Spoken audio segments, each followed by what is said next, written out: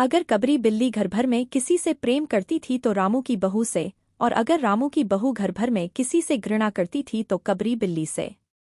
रामू की बहू 2 महीने हुए मायके से प्रथम बार ससुराल आई थी। पति की प्यारी और सास की दुलारी 14 वर्ष की बालिका। भंडारघर की चाबी उसकी करधनी में लटकने लगी, नौकरों पर उसका हुक्म चलने लगा और रामू की बहू घर में सब कुछ। सास जी ने माला ली और पूजा पाठ में मन लगाया। लेकिन ठहरी 14 वर्ष की बालिका कभी भंडारघर खुला है तो कभी भंडारघर में बैठे बैठे सो गई। कबरी बिल्ली को मौका मिला, घी दूध पर अब वह जुट गई। रामू की बहू की जान आफत में और कबरी बिल्ली के छक्के पंजे। रामू की बहू हांडी में घी रखते रखते ऊँग गई और बचा हुआ घी कबरी के पेट में। रामू की बहू दूध ठक्कर मिसरानी को जिन्स देने गई और दूध नदारद। अगर बात यहीं तक रह जाती तो भी बुरा न था। कबरी रामू की बहू से कुछ ऐसा परच गई थी कि रामू की बहू के लिए खाना पीना दुश्वार। रामू की बहू के कमरे में रबड़ी से भरी कटोरी पहुंची और रामू जब आए तब तक कटोरी साफ चटी हुई। बाजार से बालाई आई और जब तक रामू की बहू ने पान लगाया बालाई गायब। रामू की बहू ने तय कर लिया कि या तो वही घर में रहेगी या फिर कबरी बिल्ली ही। मोर्चाबंदी हो गई और दोनों सतर्क।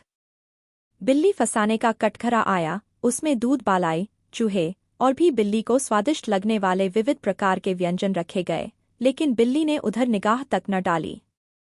इधर कबरी ने सरगर्मी दिखलाई। अभी तक तो वह रामू की बहू से डरती थी, पर अब वह साथ लग गई, लेकिन इतने फासले पर कि रामू की बहू उस पर हाथ न लगा सके।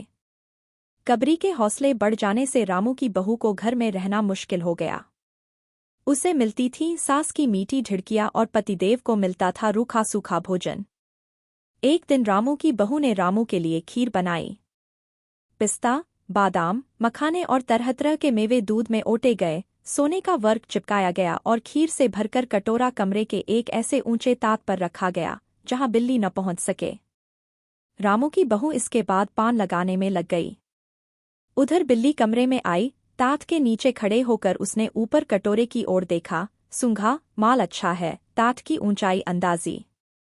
उधर रामू की बहू पान लगा रही है। पान लगाकर रामू की बहू सासजी को पान देने चली गई और कबरी ने छलांग मारी, पंजा कटोरे में लगा और कटोरा झंझनाहट की आवाज के साथ फर्श पर। आवाज रामू की बहू के कान में पहुंची। सास के सामने पान फेंककर वह दौड़ी, क्या देखती है कि फूल का कटोरा टुकड़े टुकड़े, खीर फर्श पर और बिल्ली डटकर खीर उड़ा रही है। रामू की बहू को देखते ही कबरी चपत। रामू की बहू पर खून सवार हो गया, न रहे बास, न बजे बांसुरी। रामू की बहू ने कबरी की हत्या पर कमर कस ली। रात भर उसे नींद न आई, किस दाव से कबरी पर वार किया जाए कि फिर जिंदा न बचे, यही पड़े पड़े सोचती रही। सुबह हुई और वह देखती है कि कबरी देहरी पर बैठी बड़े प्रेम से उसे देख रही है। रामू की बहू ने कुछ सोचा, इसके बाद मुस्कुराती हुई वह उठी। कबरी रामू की बहू के उठते ही खिसक गई। रामू की बहू एक कटोरा दूध कमरे के दरवाजे की देहरी पर रखकर चली गई। हाथ में पाटा लेकर वह लौटी तो देखती है कि कबरी दूध पर जुटी हुई है। मौका हाथ में आ गया, सारा बल लगाकर पाटा उसने बिल्ली पर पटक दिया। कबरी न हिली, न डुली, न चीखी, न चिल्लाई, बस एकदम उलट गई। आवाज जो हुई तो महरी झाड़ू छोड़कर, मिसरानी रसोई छोड़कर और सास पूजा छोड़कर घटनास्थल पर उपस्थित हो गईं। रामू की बहू सर झुकाए हुए अपराधिनी की भांति बातें सुन रही है। महरी बोली, अरे राम, बिल्ली तो मर गई। मां जी, बिल्ली की हत्या बहू से हो गई, यह तो बुरा हुआ। मिसरानी बोली, मां जी, बिल्ली की हत्या और आदमी की हत्या बराबर है, हम तो रसोई न बनाएंगी जब तक बहू के सिर हत्या रहेगी।